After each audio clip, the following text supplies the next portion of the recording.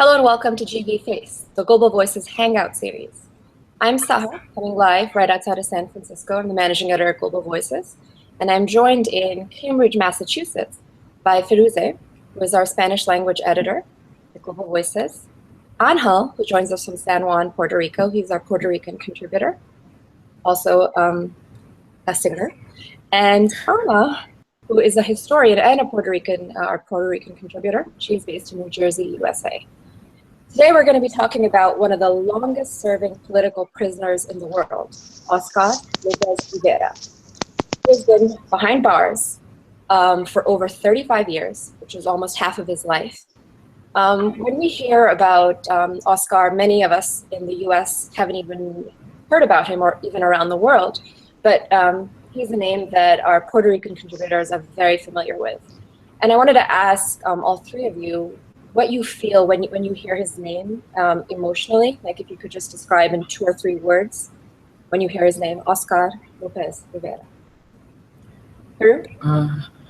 I feel respect, admiration, and right now I feel a lot of anger, not towards him, of course, but towards the fact that he has not been released yet. I'm quite desperate. Angel?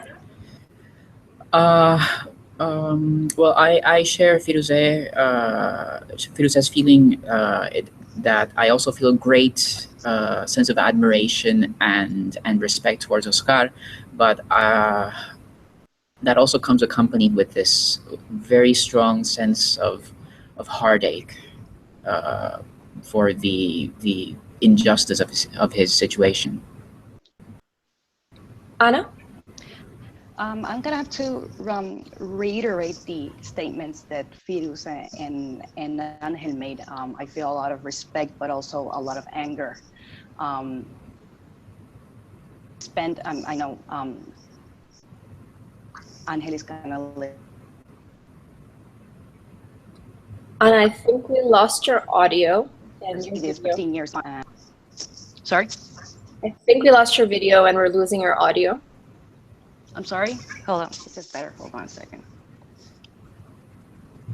Let's come back to that. Okay. Anna, I'll come back to you. Okay, no problem. Just to kind of explain, how did he end up behind bars? He was fighting for Puerto Rico's independence. Could you tell us the backstory? Okay, well, Oscar López Rivera has been a lifelong activist in favor of Puerto Rican independence. At various points in his life, he's served in the military. He's actually a decorated Vietnam War hero. He's also been involved in many community projects. He's been involved in the building of schools in the US. And his incarceration comes as a result of his being connected to one pro-independence group in particular, which is the Ejército Popular Boricua, if I'm not mistaken. And the FALN. Right, the FALN, which is the Fuerzas Armadas de Liberación Nacional. Yes. Yes, and the root of the event that triggered this whole tragedy of unjustly incarcerating not just Oscar but several different pro-independence activists was an explosion that occurred at Francis Tavern in New York, I believe it was. The interesting thing is that Oscar was never connected to any sort of violent actions.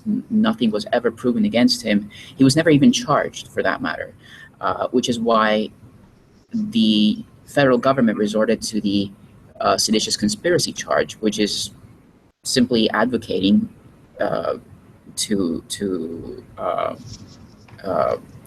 overthrow the state. It's exactly a charge of wanting to overthrow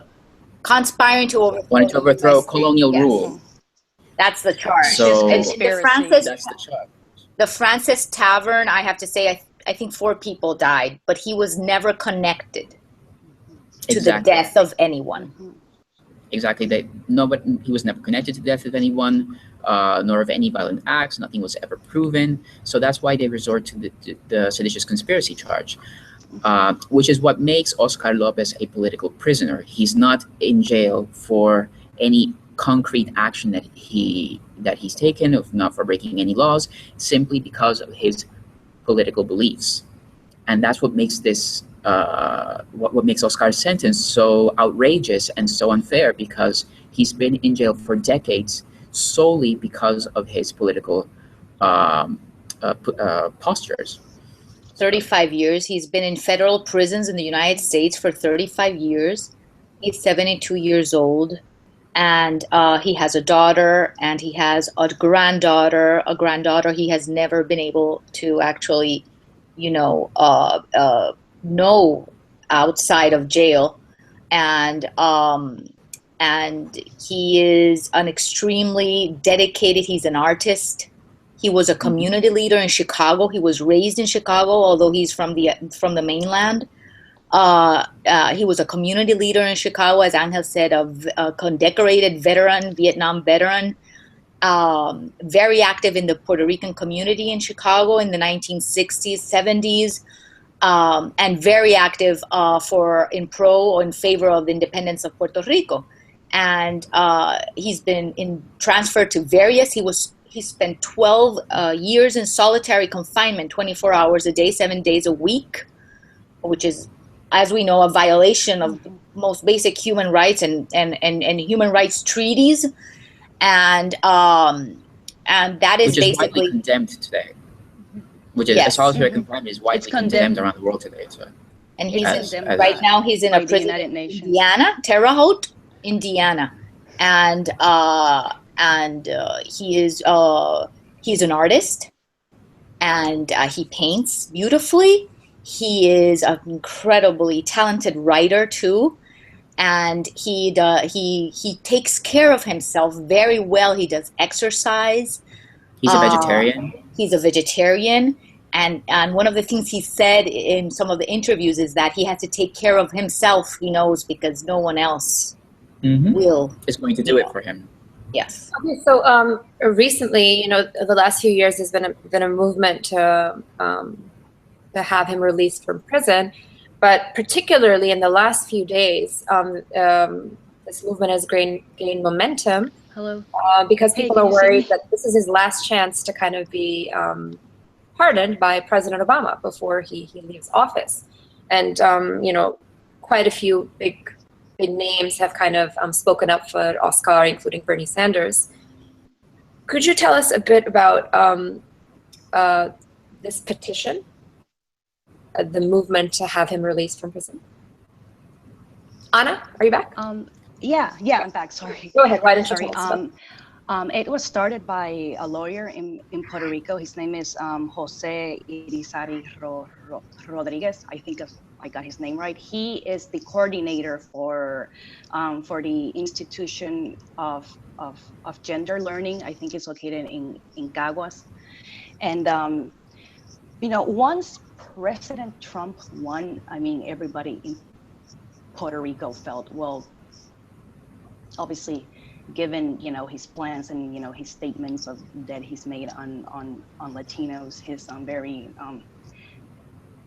militarist discourse, I think most people believe that there's just no chance that he's going to be pardoned under President Trump.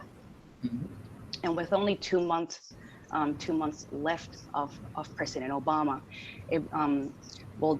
this lawyer made a petition in the White House website, and if it gets up to 100,000 signatures before December 11, the issue must be attended by the White House. And as you may know already, usually when right before a president leaves office, they usually pardon a set of prisoners. And back in 1999. Bill Clinton had part in some of Oscar Lopez colleagues. One of them was Elizama Escobar. Angel, you were recently, I think, in the Campechada festival, and he was pardoned under Bill Clinton, and that festival was actually dedicated to him.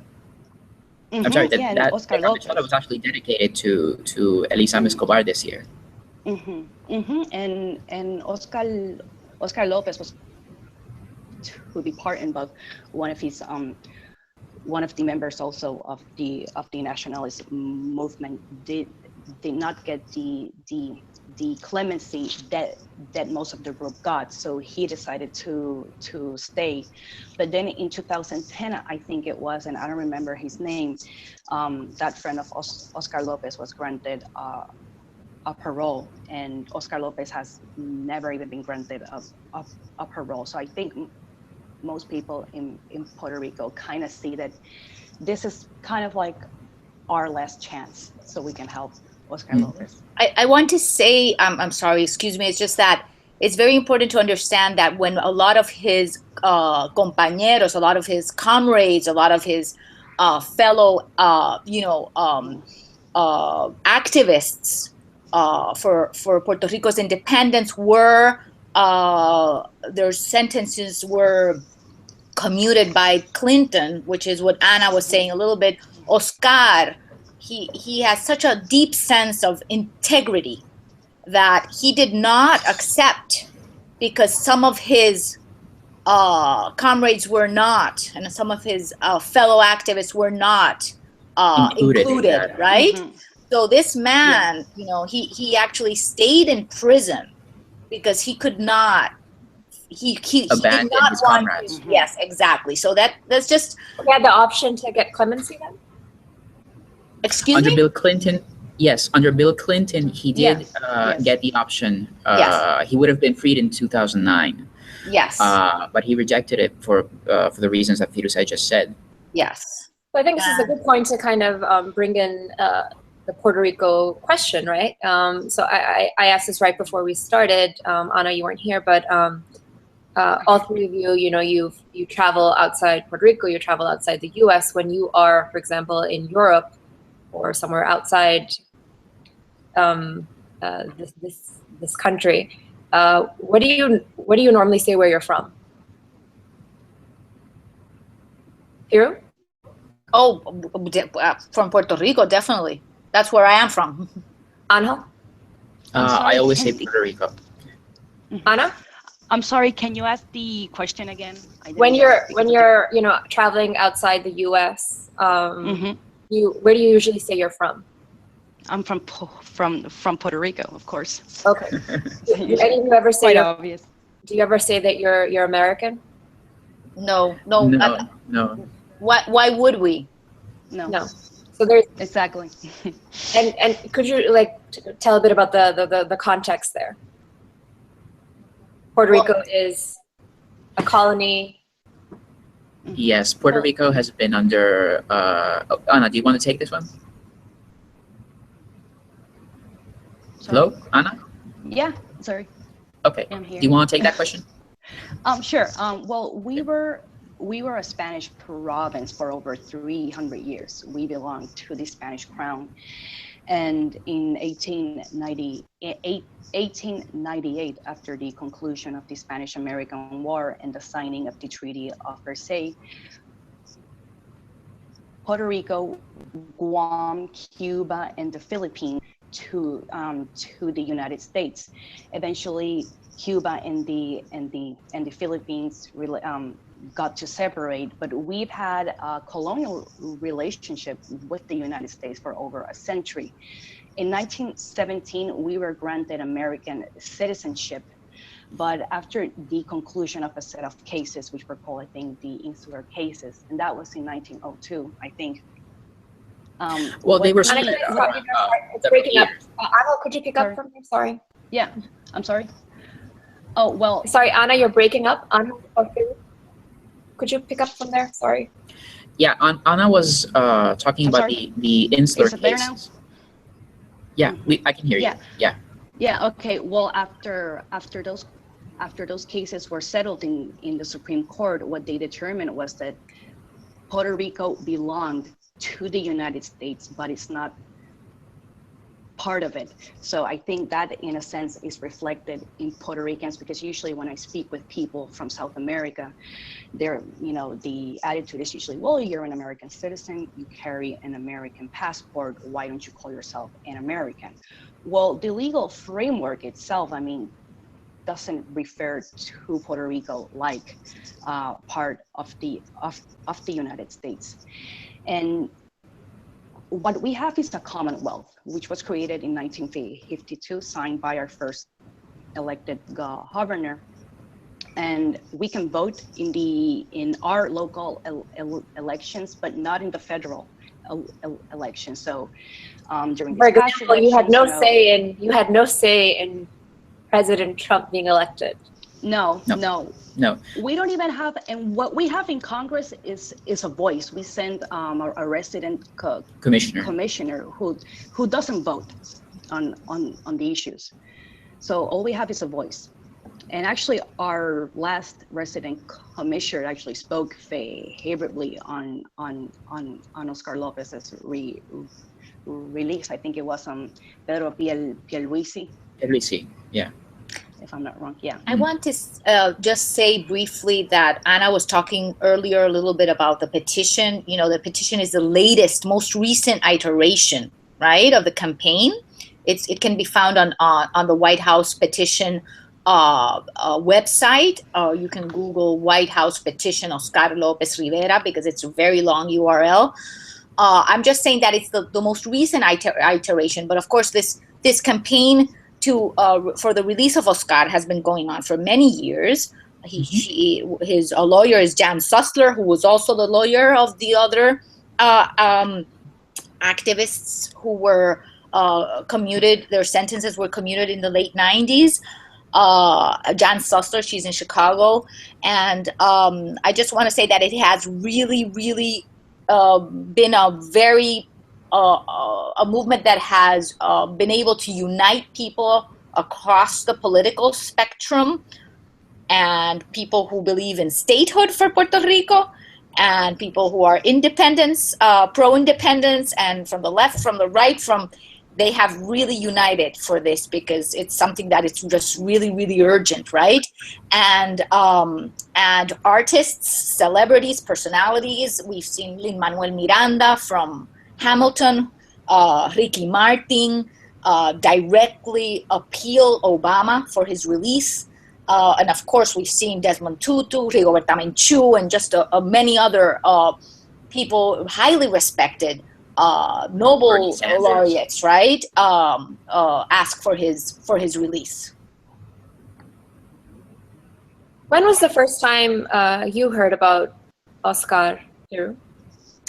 Well, I have to say I heard about him since many years, because I come from a family of very activist women, and they're activists, they're feminist activists, independence activists, and so I knew about him for a very long time, as well as the many other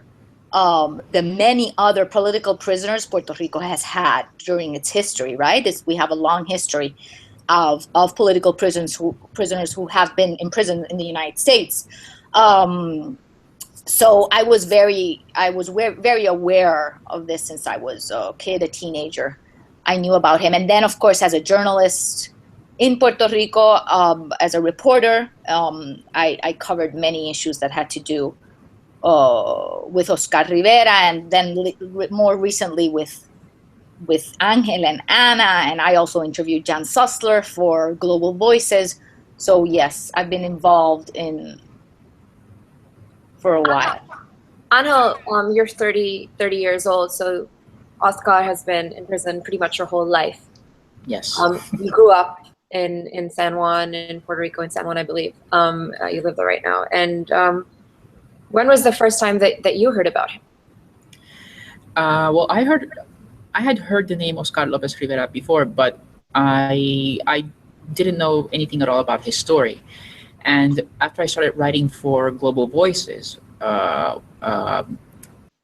a few months after I had started writing, Firuzeh gave me an assignment to write a post about Oscar López Rivera, and that was what made me look for information. So I actually have Firuzeh and Global Voices to thank for the knowledge that I have about Oscar López Rivera. So and after that, I've just written actually quite a lot about him. I've written several posts for Global Voices. I also wrote a longer one for a digital magazine called The Post-Colonialist, in which I drew some parallels between Oscar López Rivera and Nelson Mandela.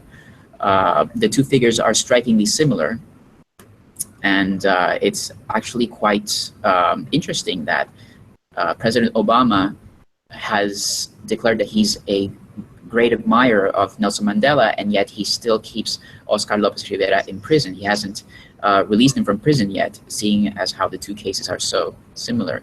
And incidentally, Nelson Mandela was involved in violent acts in his struggle against apartheid in Africa. It's very telling, I think, that Oscar, who was not involved in any violent acts at all, is still in jail, while Nelson Mandela was granted freedom had served in prison for less years than Oscar López Rivera has served already. Right? 29 years, yes, Mandela? something like that, I think. Mm-hmm. Yeah. Ana, when was the first time you heard about Oscar?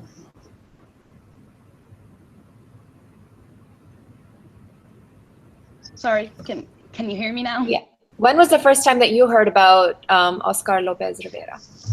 Of Oscar López? Well, I think I was in high school.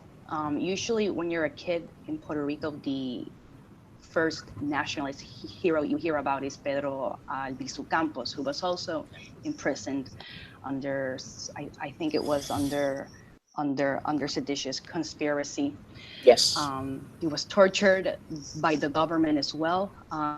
He's like the poster of the nationalist movement in Puerto Rico. But then I had a teacher who gave us a lecture on there are more figures than Pedro Albizu Campos, and among them was Oscar López Rivera. But I think what got it also, I moved back to Puerto Rico in 2013, and that was the year that they were placing a cardboard life-size image of Oscar López Rivera in every street corner in Puerto Rico.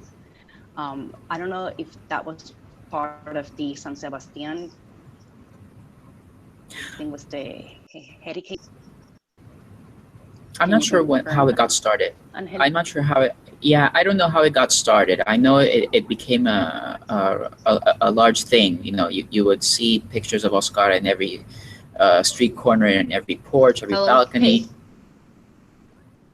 But I'm not sure how it got started exactly. Me neither. I'm not sure either. But it's like life size. Yeah, it's like life size. Yeah. Like, and they're everywhere.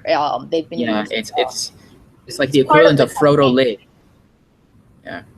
And there's a digital element to the campaign getting more energized. Yes. Until recently, you mentioned Angel earlier that there's also some misinformation surfacing now, that there's so much steam that he should be released. There's a lot of misinformation online as well, yes. related to Oscar. Could you talk a bit about that? Yeah, we've noticed recently that there's a lot of false information, period, about Oscar López Rivera's case. And for example, that he was that he had killed people, that he was in jail because of violent acts, and this is simply not true. If you go to the facts, you'll find out immediately that that's simply not the case. And that, to me, is very worrying, because this is like the worst possible moment that could that could surface, because President Obama only has less than 8 weeks in office, and under a Trump presidency, it's highly unlikely, if not impossible, that Oscar will be granted clemency. So this is why the campaign to release him from prison is kind of kicking it into high gear, because it's literally either now or never. Yes, his year of release, I mean, his year of release, I think, is 2023. 2023, yeah. Yes, and he's going to be 80 years old? Mm-hmm. Yes, something in that. 83 years old. 83 years old. Yes. 83, yes. So as we can see, and Angel and Ana have said, this is a quite urgent situation right now we are going through. It's very, very, very urgent. You mentioned earlier that he's never gotten to spend time outside prison with his granddaughter, but he wrote a series of letters to her from prison. And we, a bunch of publications we published those letters, and also at Global Voices, we republished one of those letters, and it was translated in up to five different languages. Could you read some of that letter for us right now? Yes, I want to read a fragment of one of his most, all of the letters are beautiful, and I think all of them have by now, just beautiful letters, have by now been translated, but I believe that Global Voices was actually one of the first, if not the first, to translate at least one of this letter from Spanish to English, Where the Sea Breathes. This was in 2013. This is already 3 years ago. Where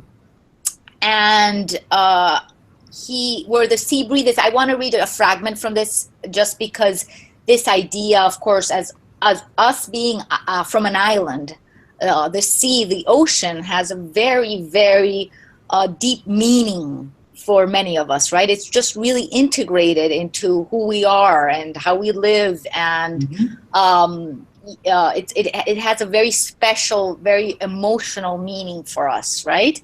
And just to think that this man is talking about how in 30-something years, at that point, 32, 33 years, he had not been able to see the sea. It's just really, really heartbreaking. And I'm just going to read the last part. He's talking about one of his transfers to one of the prisons. He says, "When I arrived, I was woken several times during the night, and for a long time I couldn't sleep for more than 50 minutes at a time. There were only 4 prisoners in that ward, but one of them had a long history of mental problems, and he spent the night and day shouting obscenities, fighting his war against invisible enemies. We were almost always in the cells. We even had to eat in them. All the furniture was made of concrete, and none of it could be moved. I didn't understand how the neighbors in the town of Florence, where the prison was, had accepted such an inhuman prison amongst them. But today the prison industry is one of the most powerful in the United States. It makes money, and that seems to be the only thing that matters. In Florence, at night, the prisoners communicated through a kind of air vent that was close to the ceiling. You had to shout to make yourself heard. Everyone shouted, and it was very unnerving. I kept quiet and tried to concentrate on the sound of the waves. I closed my eyes and saw them breaking on Cueva del Indio. The screams in the prison then started to fade. The sea rose and fell like a torso, transmitting its strength and its breath. I know that someday I will spend a whole night on the coast, and I will wait until dawn begins to appear.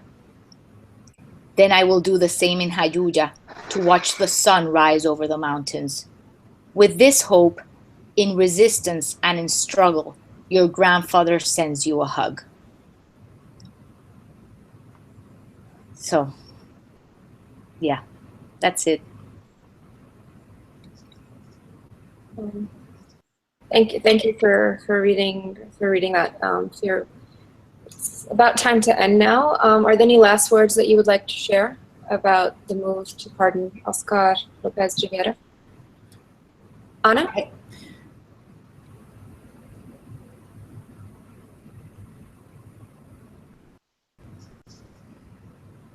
Ana, can you hear?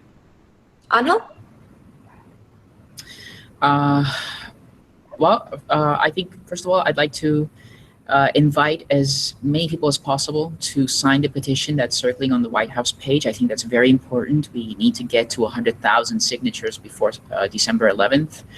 And that way we can at least guarantee that President Obama has to give some sort of response as to why Oscar is still in prison, and if he has any plans at all to release him.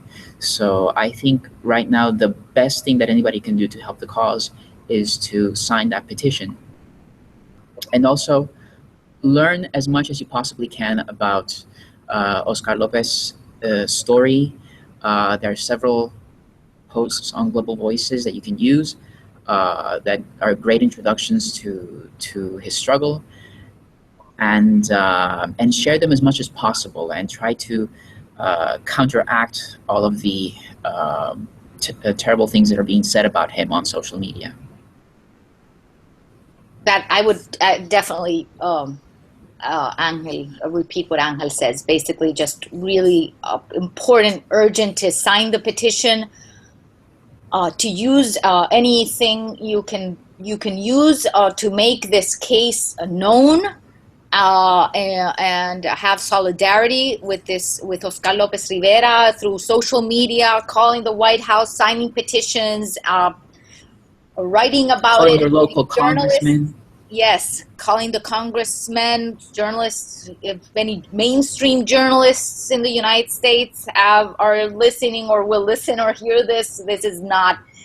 It's been totally ignored by the mainstream media, right? Yes. In the United States. So, yes, anything that we can do to make this happen.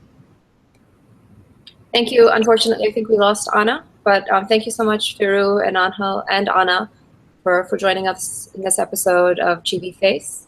And we're going to drop in a link to the White House petition in the story on our website about this hangout, so you can visit the petition and sign your name there. Thank you for joining us. This was TV Face, the Global Voices Hangout series. Thank you, Sahar. Thank you, Angel, Ana. Thank you, Firuzeh, Ana, and Sahar.